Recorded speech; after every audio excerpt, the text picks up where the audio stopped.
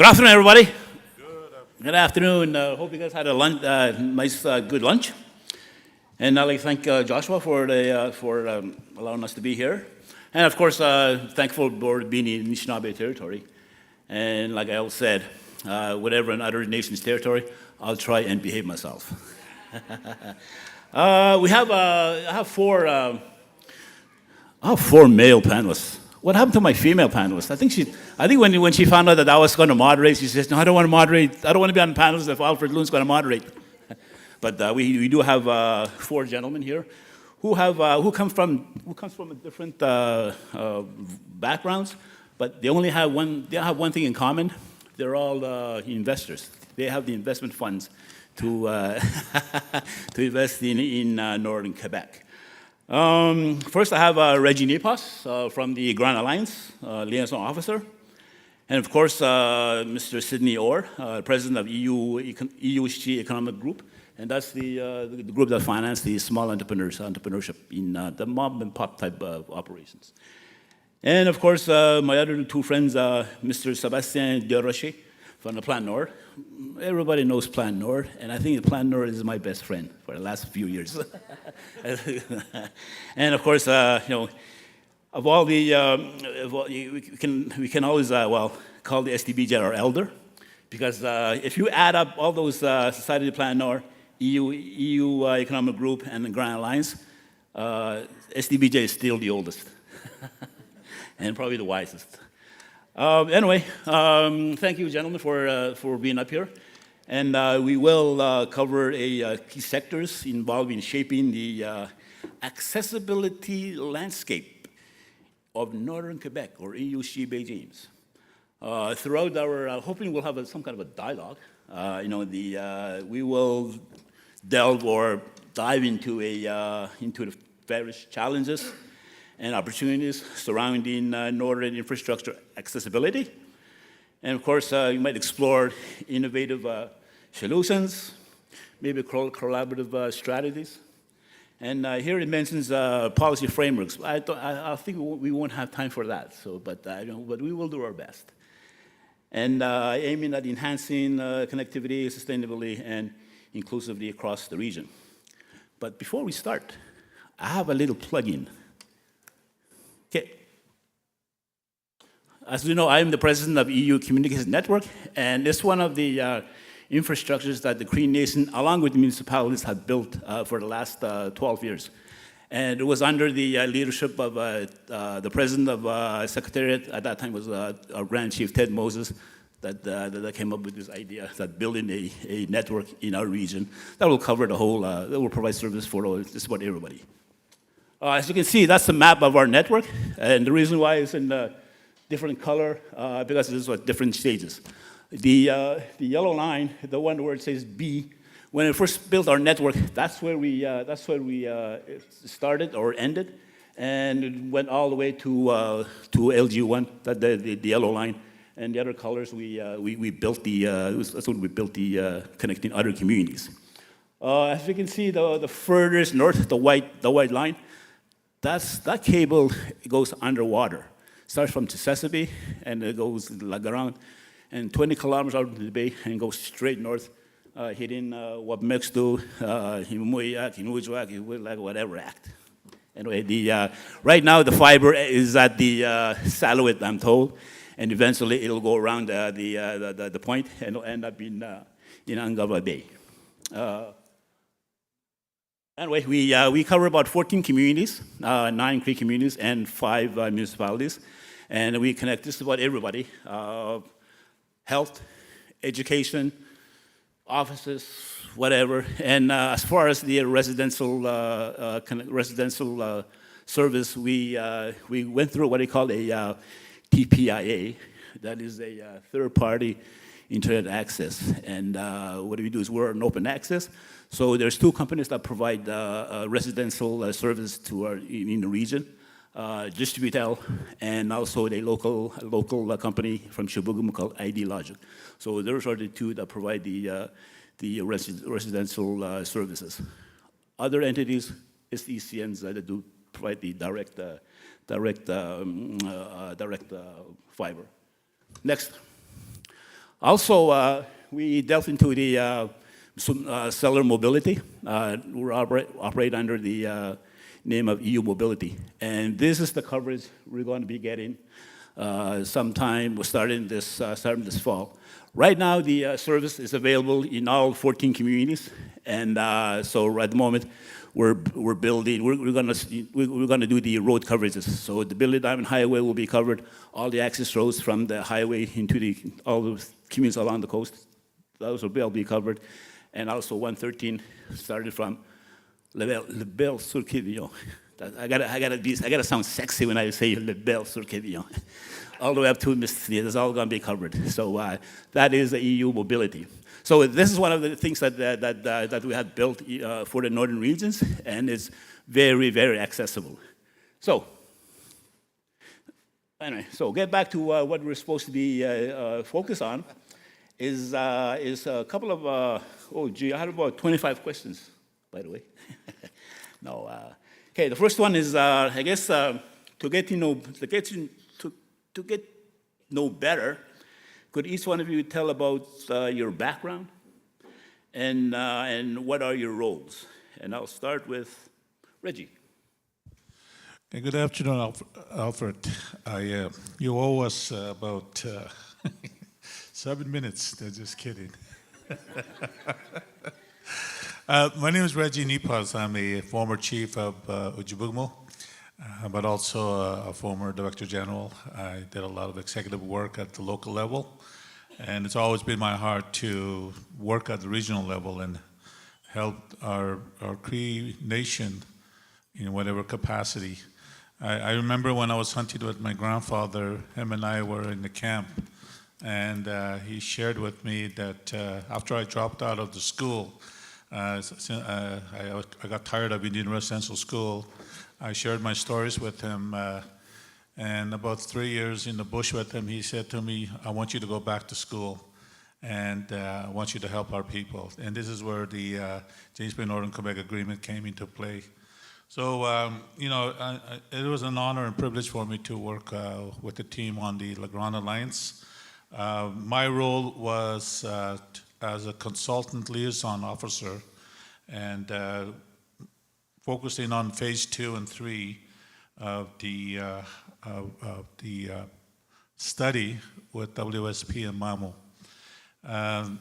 The La Grande Alliance was under the Cree Development Corporation, and Cree Nation government mandated them. So that was my role, and in phase 2 and 3, there were 3 CLOs, and I want to recognize the other 2 gentlemen that I work very closely with. Is Ian Diamond of Waskaganish and Johnny Sagnas of Waswanipi. They were the ones that were in charge of the phase 1. And also 10 CIOs. I told my team, why didn't we call them CIAs? But that was the term that they came up, community information officers. And our study team composed about 30 plus people, and very professional in terms of management, consultants, and engineering. And I'm very proud to have been part of the team. We've also developed friendship, and something that I will carry on, and so that's basically what I was responsible with. But to end this, be honest with you, I was lobbied about 8 months when the La Grande Alliance was already in process, because I have to give credit where credit is due, and it was Irene Nipas, who's now the chief of Waswanipi, that did almost 80% of the work. So when I came in, I did 20, but it wasn't easy. I think she left me the top part, but it was good, and I commend her for the work that she's done, and I just wanted to acknowledge that. So thank you. Reggie, don't worry about the 7 minutes. I can give you back the 7 minutes since I'm the moderator and also sit on the board. So don't worry. All right, who's next? Who's next? I'll pick.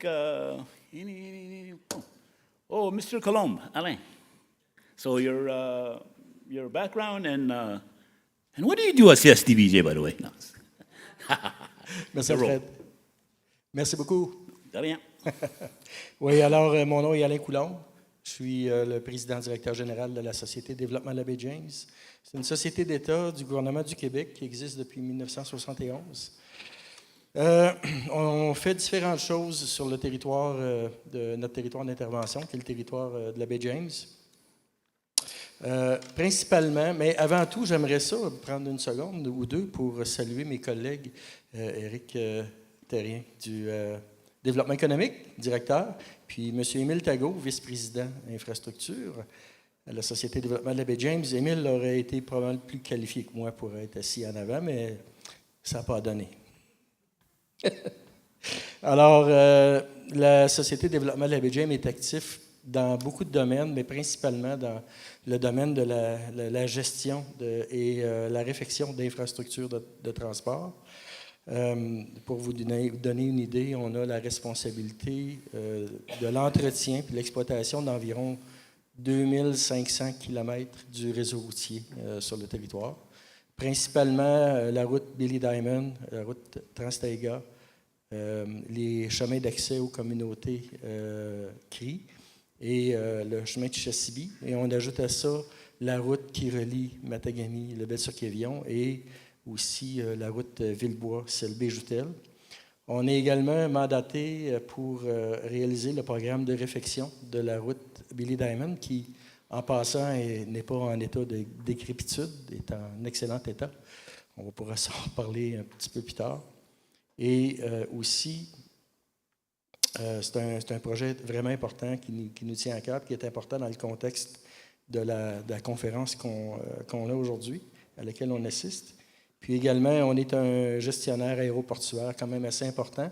On a sous notre responsabilité 6 sites aéroportuaires sous gestion. On a l'aéroport La Grande-Rivière qui nous appartient, qu'on exploite. On est également mandaté par le ministère des Transports pour l'aéroport de Matagami et également par Hydro-Québec pour 4 aérodromes à la baie James, soit ceux de LG3, LG4, Fontange et Némisco. D'ailleurs, on profite de l'occasion pour remercier nos clients, le ministère des Transports puis Hydro-Québec, de nous faire confiance et également le ministère des Ressources naturelles pour les mandats de réfection. Alors, notre rôle, c'est vraiment de faciliter l'accès puis d'ouvrir le territoire au développement économique pour les acteurs qui sont impliqués dans ces domaines-là, mais de façon respectueuse et puis en prenant en compte là, les préoccupations des populations locales, puis essayer de le faire en collaboration puis en partenariat lorsque c'est possible de le faire. Puis l'autre élément, c'est de se servir de ces activités-là pour que ça puisse générer le plus possible de retombées économiques pour le milieu et des opportunités pour le développement économique local. Juste à titre d'indicatif, dans les montants de marché qu'on octroie à l'exception des mandats de réfection, c'est environ 90% de l'ensemble de nos budgets d'entretien qui sont retournés aux entreprises de la région. Et puis, ça totalise au-delà de 50 millions de dollars par année. Merci. Good. I forgot to mention that, as you can see from Mr. Colombe, and also Mr. De Roche informed me that they will do their talk in French. So, however, if you want to ask them a question in English, go ahead. Anyway, next one will be Mr. Sidney Orr. Your background and what is the role of EU Economic Group? Okay, thanks, Alfred. I don't know if anybody really knows me here, but I've been involved in economic development for the last 30 years. I started off in Shashatsby working for Wichito Development Corporation as their general manager. And then after that, I created their local cable company, which I was a major shareholder. And then I moved to West Waunapie, mainly because I was married to somebody from there. And when I was there a year later, I ended up getting the job as the Director General for the EU Economic Council and the Cree Business Development Center. And I had a real challenge because the government was funding that organization. They said, we're going to fold the company in about 6 weeks, so you can claim your 6 weeks' pay unless you, of course, you come up with some kind of strategy and proposal that you can come up with an organization that will lend money and also handle all the training. I said, well, how much time do you need? He said, well, you have to give it to me in about 30 days. So I'll deliver it in 10 days. So, no, I said 14 days. So 10 days later, I delivered the document, and the EU Economic Group was created. After that, I got demoted to a research and development coordinator, where I did all of the research and the development for the organization, for all the training and all the loans and all of that. And I worked very closely with the executive, Jimmy A. Fireman and Mike McGee. I think they're still involved in economics. Jimmy may be retired by now. But we did a lot of work for our people and our businesses. So we had to come up with a strategy where we could lend money to small businesses. We started off with $250,000 pile of money. I guess that's what we can call it. And we lent that out, and when the businesses that paid it back, we recycled that money and put it back into Cree businesses and kept on going. And sometimes we didn't have any money to lend, so we'd have a little moratorium for a little while until we had enough money in the bank to lend back out. So since then, we've lent out millions and millions of dollars to small businesses. Some of them didn't succeed, some of them failed, some of them did succeed, and those ones were actually run by people who worked very hard. I don't know if anybody really knows, but any type of business you want to start, it's actually quite difficult to start. And when you start trying to develop a business in the north, in the Cree communities, or any small community, it's extremely difficult. So our clients are Cree business entrepreneurs who want to start a business. They've got a dream, and most likely they can't raise money through the usual processes of going to the bank because they need to have some sort of guarantee, and banks can't go and seize your assets if in case of default and all that. So we had to come up with a solution, and we came up with one where we had a waiver, and everybody waived their rights to exemption. So we got around that, so we were able to collect our money back in case of default. So all of that, having said that, the training portion used to be called the Cree Local Management Board. It split off and became this Cree Human Resource Development Corporation or department, I think. And now it's called Abitibiwin Skills Development. So that's the history of how the training part got. We actually came from EU Economic Group. EU Economic Group is made up of economic development officers. I have the vice president right there. He's Googling away, and I have another director there from Waskaganish. And we work closely together, we network together, we have meetings together, and we discuss a lot of our businesses, and we share a lot of information. We also get specialized training, and I put together a good training program from the University of Guelph and the University of Chicoutimi, and where we got a specialized training in Aboriginal business development. And that went over like 5 years. And we also offered through the CRA, Economic Development, remember? Way back when he had a program there where all the EDOs got on the John Molson School of Business, and then eventually with the Canadian Aboriginal Native Development Organization, CANDO, and they had a training program where we all attended with the Nicola Valley Institute of Technology, and that was all related to economic development. So I've got like 7 years under my belt of training and university level education. It's all about Aboriginal business and how to deal with that. And we also helped the local University of Abitibi-Témiscamingue, Quebec, the one in Val-d'Or, for their tourism component, because we had to analyze that and give our critique. And one of the things that we emphasized on there was risk management, because it's a rough country out there. It doesn't matter who you are, you're Cree, or tourists, it's so difficult. So risk management was something that we emphasize. So after all of that, I work now for the Wabanaki First Nation as their Economic Development Officer for the last 5 years. I've been living there for 25 years now. My daughter is 25, so that's how long I've been there. Time goes by so fast when you're raising kids. So that's what I do. I've been doing that for a long time. Thanks. Thank you, Mr. Orr. And we always say, you always save the best for the last. Mr. DeRoche, you understand the question? Yeah. Okay, Yeah. cool. Thank you very much, Alfred. No Bonjour problem. tout le monde. Bonjour spécial aux gens de Table d'honneur. Merci d'être là. Je suis bien content de l'invitation. Le thème me touche particulièrement, la logistique, parce que c'est au cœur de ce que je fais comme vice-président à la Société du Plan Nord. Je m'occupe des infrastructures stratégiques et des investissements stratégiques. Et pour mieux situer le rôle que je fais, je ferai un pas de recul pour vous situer peut-être ce que fait la Société du Plan Nord. À titre de rappel, mais aussi, même si elle a 10 ans d'ancienneté ou de vie, pas autant que la Société de développement de la baie James que préside Alain, mais quand même 10 ans, et sa mission est toujours d'actualité. Vous allez le voir.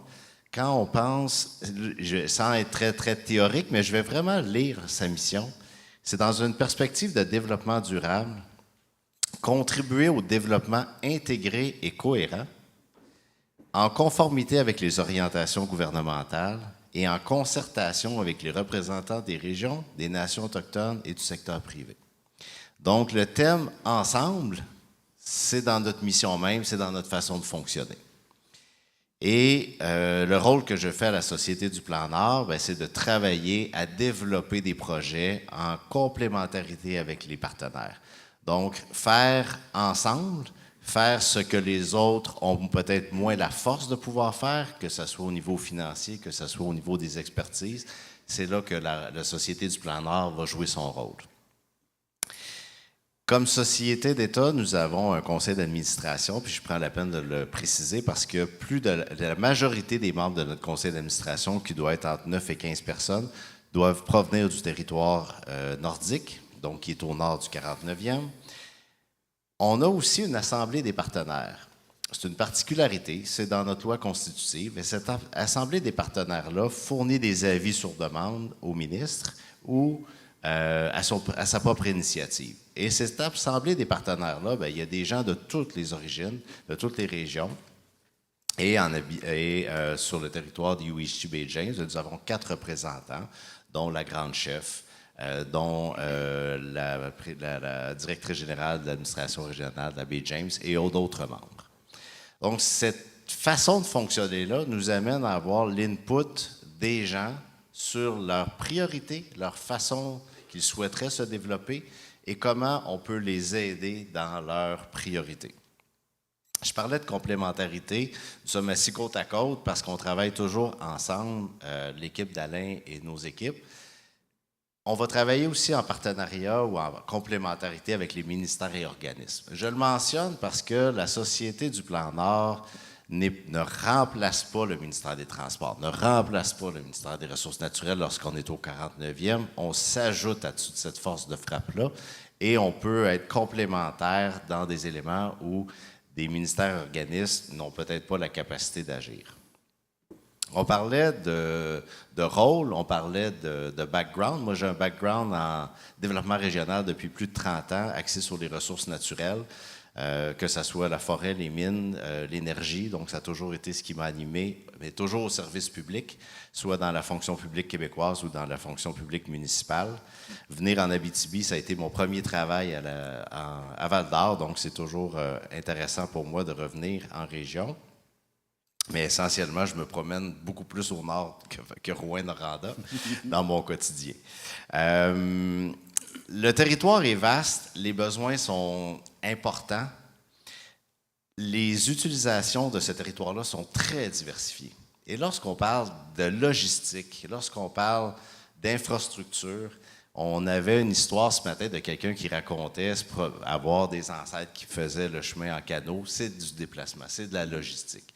Et le contexte d'aujourd'hui est en évolution excessivement rapide. La COVID, ça fait 3-4 ans.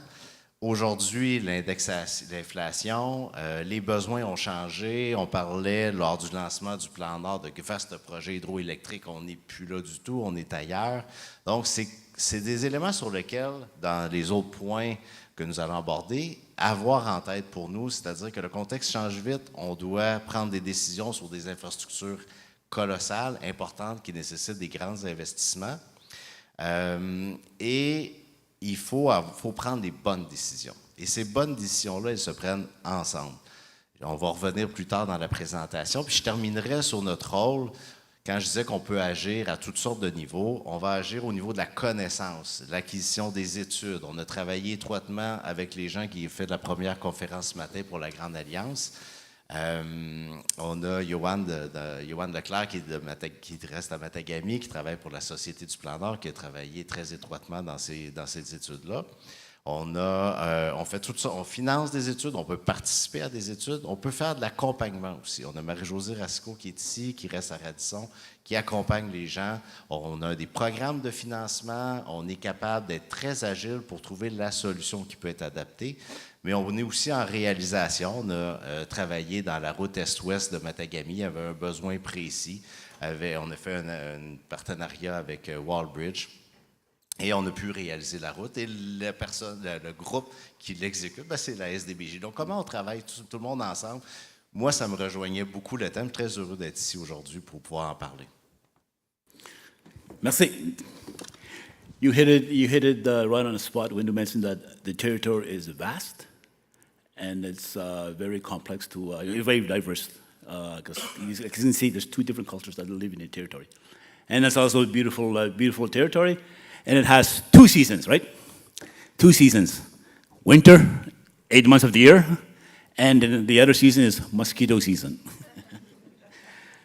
Hello. Okay. Get into only a second question. Along the terms of the subject of accessibility of infrastructure in northern Quebec, is there any initiatives that are taking place right now or projects that will improve the accessibility of infrastructure in the region? Is there any? I'll start with the guy who did the last, M. Desrochers. Thanks again.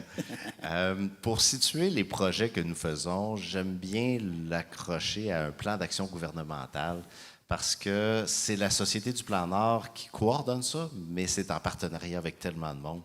Donc, le plan d'action nordique, c'est un plan gouvernemental. Puis je vais vous donner un chiffre qui est quand même assez important.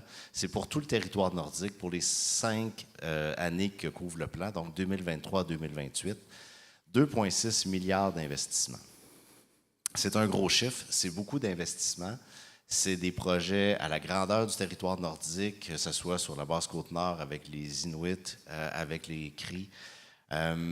Et l'orientation 1 de ce plan d'action gouvernemental-là, qui a été lancé en décembre dernier, c'est accroître la connectivité au territoire.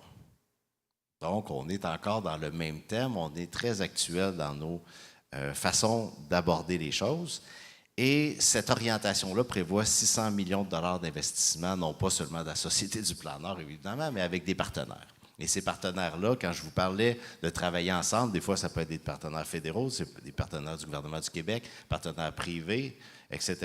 Alors, c'est toute cette masse d'investissement-là qui nous permet de faire des choses assez intéressantes. Alfred, tu montrais la carte des réseaux de fibre optique qui est en train de se déployer. C'est des investissements de plusieurs centaines de millions de dollars. La téléphonie mobile aussi, c'est des projets qui sont intéressants lorsqu'on veut connecter.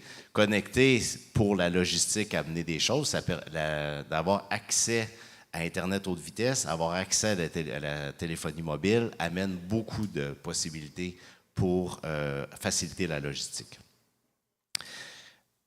Il y a aussi des projets qui sont en continuité depuis plusieurs années. On ne fait pas ces projets-là en 1 an, on les fait sur plusieurs années. Donc, je parlais d'un 600 millions pour le plan actuel. Le plan précédent qu'on continue de mettre en œuvre, qui était 2020-2023, qui s'intitulait « Habiter notre Nord », prévoyait 1,2 milliard de dollars pour des projets qui sont déjà débutés.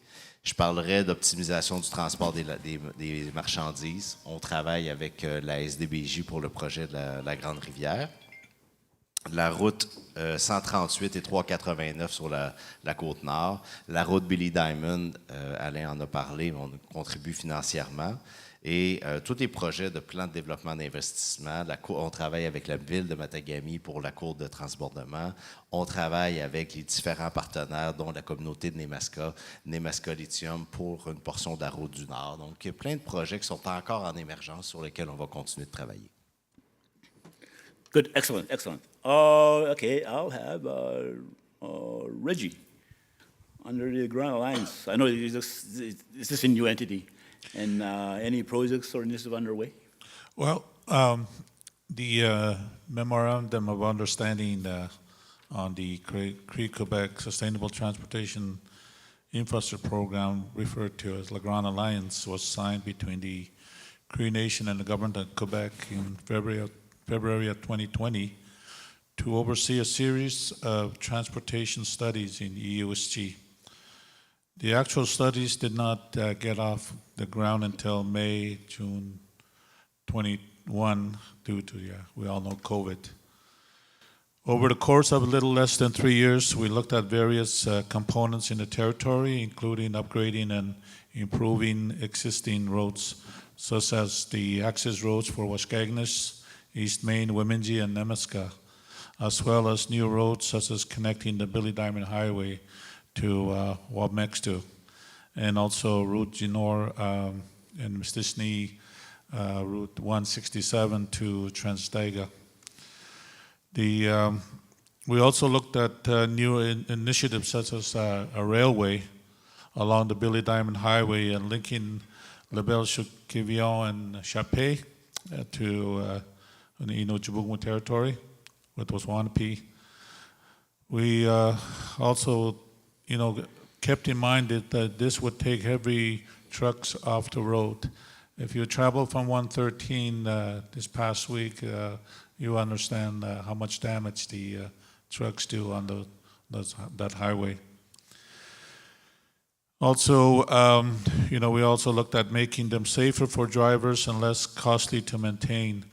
In the process of our studies, we learned that the current network is under a lot of pressure and would probably not be able to withstand potential increase in traffic as a result of the numerous mines set to open on our territory. I also want to mention that with Wabmextu, we also talked about the sea harbor to be in that community. And we've asked ourselves the questions: how can we improve infrastructure in a way that puts our communities in the center of this process, so that whatever is done is for their benefit as well? Our region's economy is based on extracting resources, so roads were always built to facilitate this activity. We are not saying that this should change, but rather how can we recenter things so that all communities in the region are also part of the equation. And I mentioned about the study that we did, La Grande Alliance. It's a 10,000 page that if you want to take time to review it, and I commend the people that have done all the work on our team. Thank you. Just to sort of you touched the transportation study and upgrading the roads. Just to remind you that north of Matagami, the fiber optic is all buried. So if you're going to dig out the road, if somebody's going to dig out the roads, be careful of that fiber, okay? And also the road to Wabmextu, that's music to my ears because that's what we're looking at for diversity, and and of course same for the railway up to Waskaganish. You can install fiber on the train tracks, and if we do that, that'll be like we're going to have one of the strongest, toughest network in at least in Canada, and just thought I'd throw that in. Who's next? Sydney. Yeah. Yes.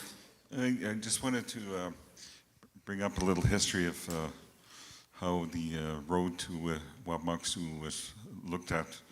I know that when they signed the Pay to Brabs agreement was in the last paragraph, as I had mentioned this morning. and it was supposed to have been done as soon as possible.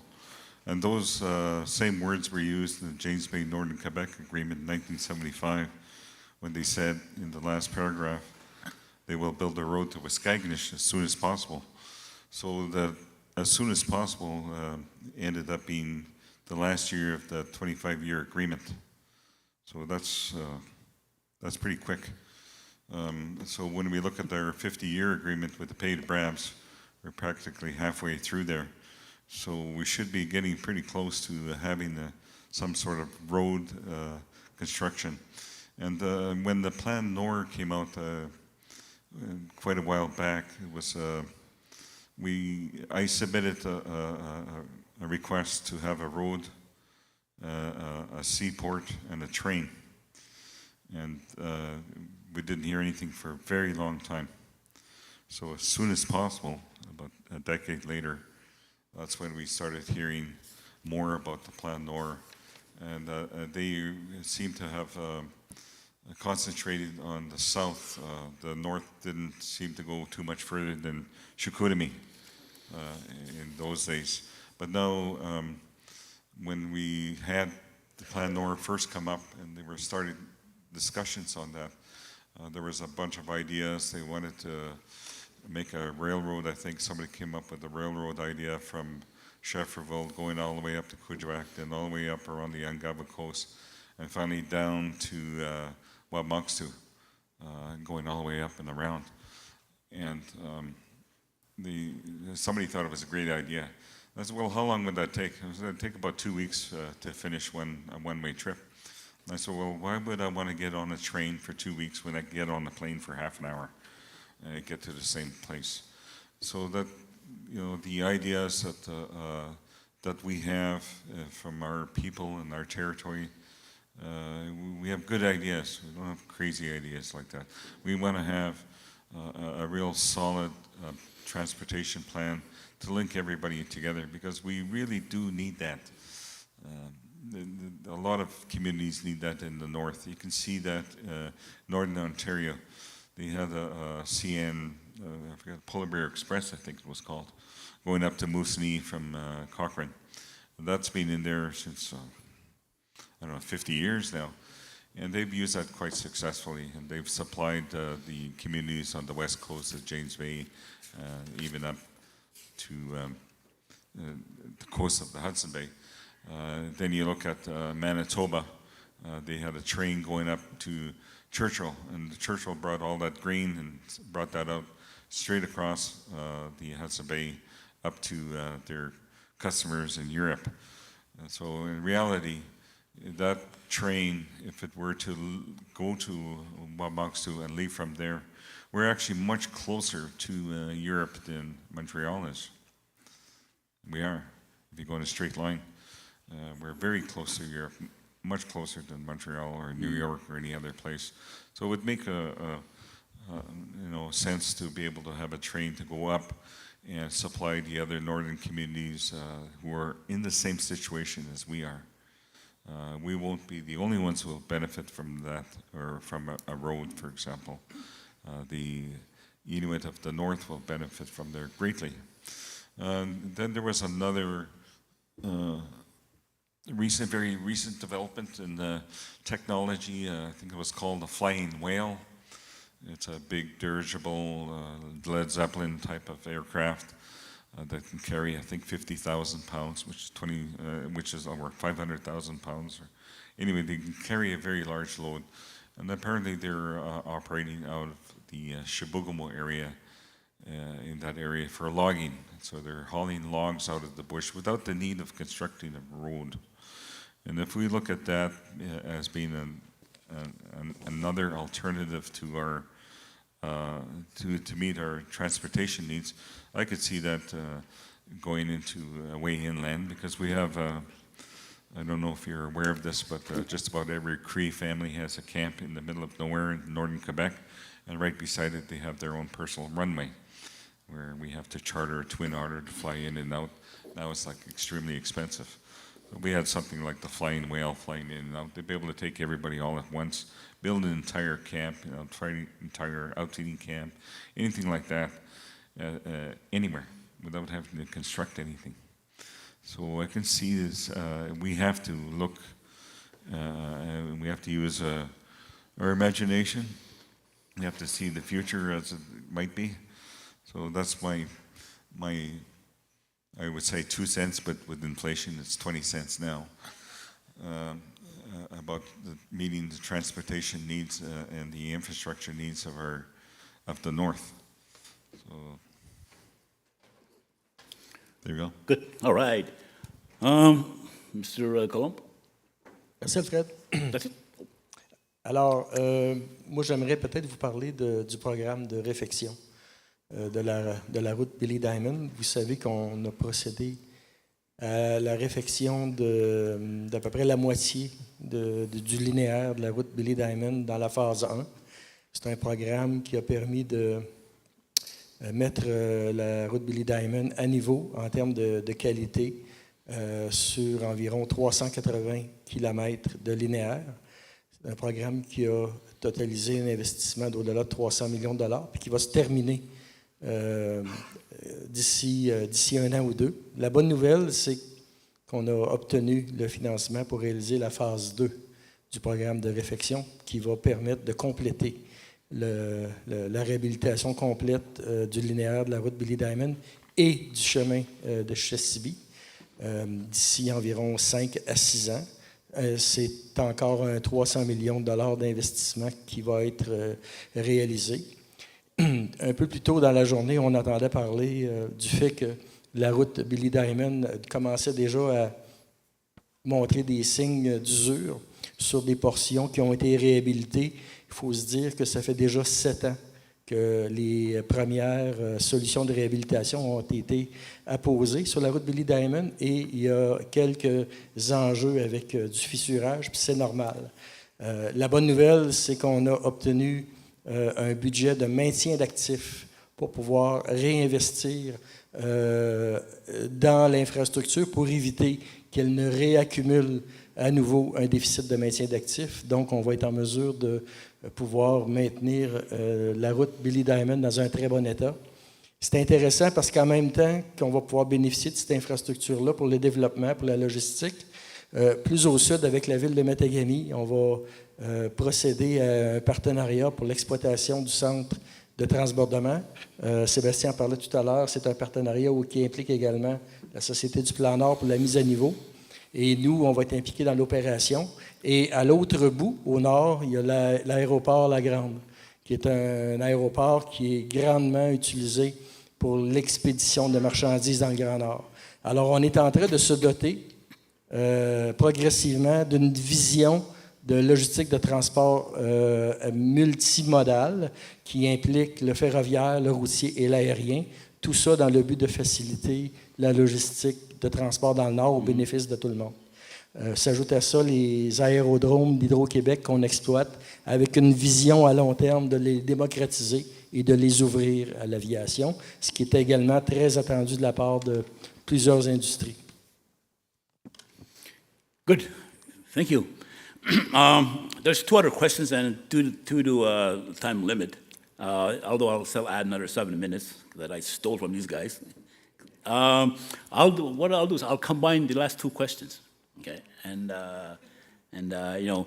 plus the next question was supposed to be for these 2 gentlemen, but I don't really like to do that. I like to include everybody, so that's why I'll combine the questions. But before I continue, I was looking around. Who do I see? Chantal Hamelin, sitting all nice and comfy. Hey? Chantal, how's your new boss? Is your new boss just as good as your old boss? I don't know. He's when was our secretary? He reported to our president, and now he's at Bridger North. He still reports to the same president.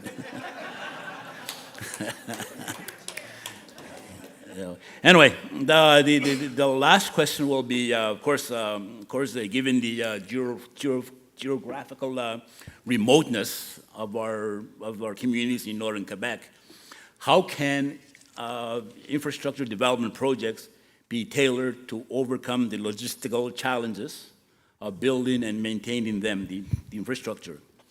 And how can partnerships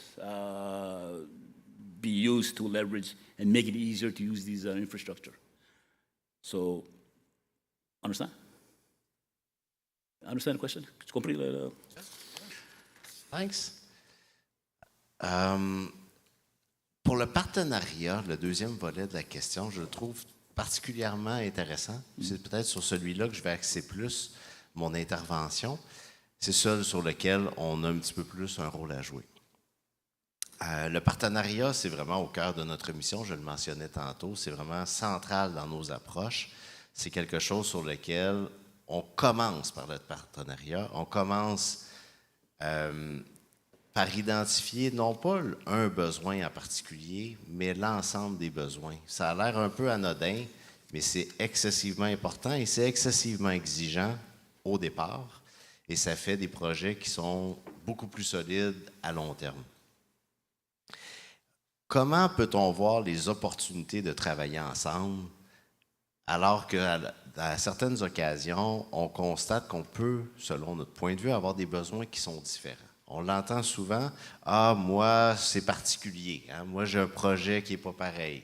Moi, c'est pas comme les autres. » Je vous dirais qu'en plus de 30 ans en développement régional, c'est une multiplicité de particularités, mais ça a fait émerger beaucoup d'opportunités. Lorsqu'on travaille ensemble, on est capable de faire beaucoup plus avec les mêmes types d'investissements ou de stratégies. Je donnerai l'exemple de la cour de transbordement, qui est un exemple où, en faisant ensemble, on est capable de réaliser le projet à court terme parce qu'on met ensemble la ville, la SDBJ, la Société du Plan Nord, mais aussi les utilisateurs futurs qui seront les minières. Je ne veux pas rentrer dans le détail, mais l'idée, c'est qu'au départ, la ville avait un besoin. En mettant ensemble 3, 4, 5 partenaires, tout le monde en sort gagnant. Et on arrive avec un projet beaucoup mieux attaché, beaucoup plus court pour réaliser dans le temps et au bénéfice des gens. La ville va en profiter, la SDBJ va en profiter, les minières vont en profiter. Donc, c'est ce genre d'approche-là, mais on peut l'utiliser à toutes sortes de sauces, de l'accompagnement, de la conception jusqu'à la réalisation. Je parlais tantôt des partenariats qu'on peut avoir au niveau des télécommunications. Alfred est bien placé pour le savoir. On a travaillé pour le financement avec le gouvernement fédéral à travers ses différentes branches, le gouvernement du Québec, avec la Société du Plan Nord, avec EU. Donc, on fait ce genre de partenariat-là. Celui-là, il est un petit peu plus économique, mais comment qu'on se maille ensemble pour atteindre un objectif? Comment les forces de chacun, donc les programmes fédéraux, ont pu faire en sorte que les projets se réalisent? On a un autre modèle complètement différent à Sept-Îles, c'est la Société ferroviaire et portuaire de Pointe-Noire, qui est une propriété de la Société du Plan Nord. C'est un site qui était abandonné, où il y avait un enjeu pour désenclaver la fosse du Labrador. Je vous parle d'un autre secteur, mais ça donne des fois des idées. Hein. Quand on veut faire les choses autrement, il faut avoir des exemples de ce qui peut se faire ailleurs. Dans ce cas précis-là, c'est du partenariat avec les entreprises minières ou pour les investissements massifs qui ont été faits sur le site. C'est un cours de transbordement de concentré de minerai de fer. Les minières mettent énormément d'argent pour acquérir des équipements, mais les équipements demeurent propriété de la société ferroviaire. Donc, les entreprises ne sont pas propriétaires des équipements, mais en bénéficient via des contrats à long terme. Donc, en regardant sur les besoins de chacun, les opportunités et les limites de chacun, en termes de partenariat, on peut arriver, je crois, à des projets qui sont beaucoup plus novateurs, beaucoup plus porteurs et beaucoup plus bénéfiques pour l'ensemble des partenaires. Nice. Given we all know there's challenges doing projects up north, right? So what you're saying is that partnerships really work in this type of situations. Mr. Nepos, do you agree with Mr. Desrochers? Well, we'll see. We need to take action. That's. I just want to share 4 points on behalf of our team, La Grande Alliance. And one of those points that we shared is more investment. Road maintenance is often underfunded. access roads don't even have proper signages. This is not a matter of geographic remoteness, it's a matter of social justice. And I'm sure the people from the coastal can comment on that too. Number 2 is safer roads. Cree land use now centers around roads. This is normal. We need to make sure they are safe for the different ways we use them, especially with a lot of mining activity going on right now, and forestry down south where Mr. Snean was on the PR. We're neighbors. Number 3 is creative solutions, listening to everyone. I think La Grande Alliance has demonstrated that. We met with all the stakeholders, and especially keep in mind our youth. They're the future, and they're the ones that, whatever happens to this file, they're the ones that will be involved. Because the infrastructure is unique in that it opens the door. And the last one is I agree as a former chief, better governance. Right now, Cree communities don't play much of a role in the governance of any of the roads on the territory, and this has to change. Thank you. Oh, wonderful, wonderful. So whatever we do, right, in the north, or whatever infrastructure we build, they have to be safe. Have to be safe, and you have to be creative too. Mr. Orr, do you have anything to add about the logistical challenges, and also the partnership? Yeah. Is the answer. Well, I'd like to say there's different roles that every organization and partner should play. The Minister of Transport should be, as they always are, responsible for bridges. Transport Canada should be responsible for roads. We should be responsible for the human resource and building that. The banks and the governments and any resource organization, mining companies should put a little money in there because they're basically getting a free service. And I'll recount a little story. A long time ago when I was young, a long time ago, I worked for SCBJ in LG2 as an engineer and inspector. And on a daily basis, there was about 150 people who were getting fired every day for stupid, silly reasons. There would be a plane load of people who were flown out of the La Grande 2 airport and flown back down south and basically thrown out of a job. And my boss was the chief engineer for the whole project with SCBJ. And he came down to the main dam site where we were working. There was a lot of Crees from my community who were working there. And he asked us a question. Notice you guys are like the longest working people, the people who, doing the best job ever. I want to know what your secret is. Like, why do you like that? We're firing everybody else here, going through manpower like crazy. And we were all together at the dams, and one of the guys told him, well, we take great care in our work. It's not because we're good workers, but because we're going to be living behind this dam. I want to make sure it's built properly and everything is done properly. And I wish we had that same sentiment when they built the James Bay Highway, now the Billy Diamond Highway. I know when they built that, it was mainly it was $1 million per mile. So they did a mile a day, 2 different companies. So it was 2 miles a day actually, one from the north, one from the south, Beaver Construction and Saint Laurent Construction. And they were in a big rush, and they left a lot of things that would leave an engineer cringe, like underneath the highway. There was a lot of organics that over time would rot and then collapse and then cause all these famous potholes that we see all over the place. And if our people were working there and we knew that, we wouldn't have any of that, because we would be the ones who would be driving on that road all the time. And our companies would be driving on that. And I'd like to take that same perspective when it comes to partnerships, that everybody has they want to produce a product that's going to last a long time. And, we want to be part of that and being a major partner in there. And of course, everybody else who's involved in highway development or any infrastructure development in the north, of course they're going to be there. But I want them to know that we do take great pride in the work that we do. We want to have a lasting product. We want to make sure it's still going to be there in 50 years, and that we don't have to tear it up every 25 years or so. And something that I know that our people are very not emotional, but they're very committed to their work and their job. So they know that when they do a good job, it's going to be recognized. And then I think that's really what we need to do when we start combining forces. Thank you.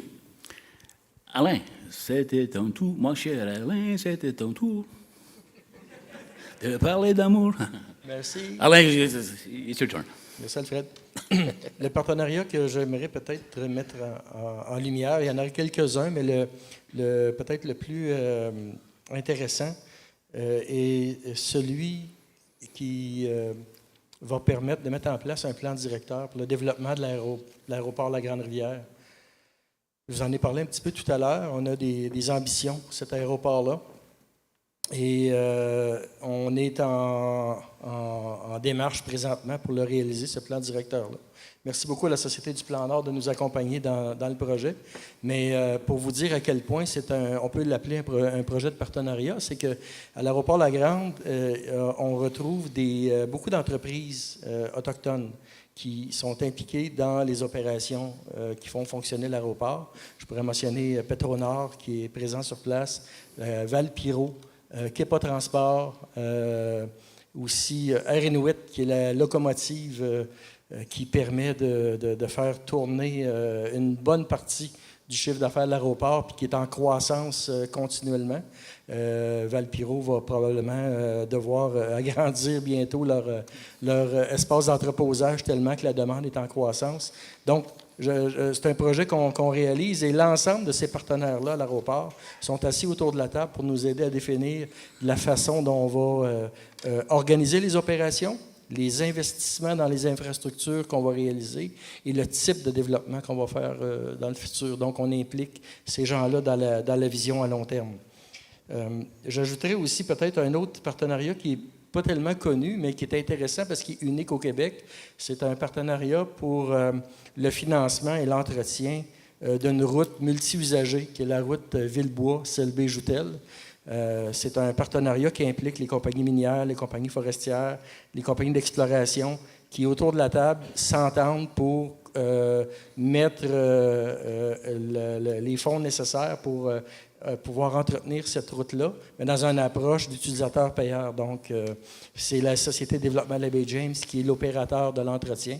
C'est un modèle unique et c'est intéressant parce que ça permet de maintenir en vie une portion du réseau qui est quand même assez important pour donner accès à une partie du territoire. Je vais m'en tenir à ça pour ne pas trop prendre de temps, Alfred. Excellent, excellent. Well, ladies and gentlemen, having fun has to come to an end, right? Having fun has to come to an end. So that concludes our panel discussion, and I'd like to thank each panelist. They know their shit, don't they? Do they? Anyway, thank you, gentlemen, for your insights on.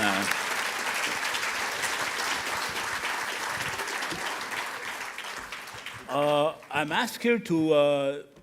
We need to go to Lake Osisco.